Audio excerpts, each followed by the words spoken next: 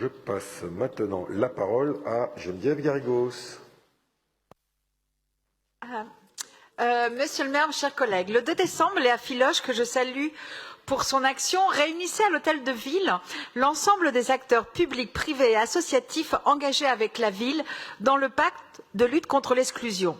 C'est un pacte majeur pour les Parisiens et les Parisiennes dont la précarité s'est aggravée avec la crise sanitaire, sociale et économique. Madame la maire de Paris nous l'a rappelé ce matin. Nous devons leur apporter un soin tout particulier et notamment, comme l'ont souligné les acteurs présents lors de cette réunion, par la formation et le retour à l'emploi de celles et ceux qui en sont le plus éloignés, les chômeurs et les chômeuses de longue durée, les jeunes sans formation professionnelle, les personnes réfugiées et bien d'autres encore.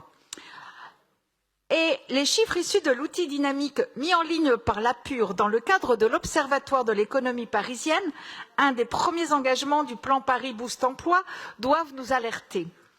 66 394 Parisiens et Parisiennes étaient bénéficiaires du RSA en juillet de cette année, en augmentation de près de 10% par rapport, dans le courant de l'année 2020, et au troisième trimestre 2021, c'est 129 960 personnes qui n'avaient aucun emploi, pas même quelques heures.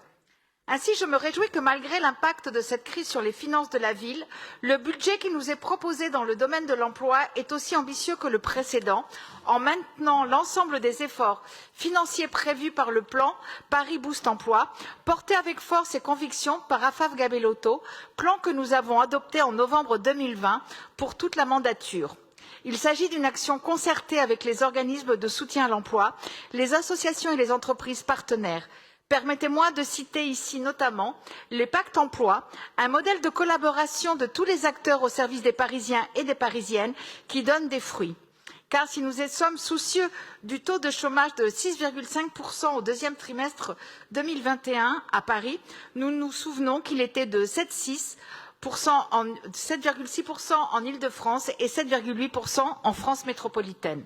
Le retour à l'emploi est d'autant plus pérenne qu'il s'inscrit dans des filières d'avenir, utiles socialement et porteuses de sens. Et oui, contrairement à celles et ceux qui soupçonnent nos concitoyennes et les concitoyens les plus précaires de préférer les aides sociales, nous savons que l'emploi n'est pas que revenu, que lorsqu'il et elles sont respectés, traités avec dignité, accompagnés socialement, ils et elles s'investissent pleinement et avec fierté. L'un de nos objectifs principaux et d'investir dans ces filières. Par le soutien des organismes de formation, Paris participe de façon très concrète à la structuration et au développement de ces nouvelles filières du numérique, de l'économie circulaire, des métiers du soin et de l'accompagnement. Nos programmes de formation, Paris Code, Paris Fabrique, Paris Tous en Jeu et Paris Emploi à domicile y contribuent activement avec des taux de sortie positifs autour des 75%. En 2021, la ville a mobilisé 4 millions d'euros pour la formation et 4 000 Parisiennes et Parisiens ont bénéficié d'une formation gratuite à ces métiers.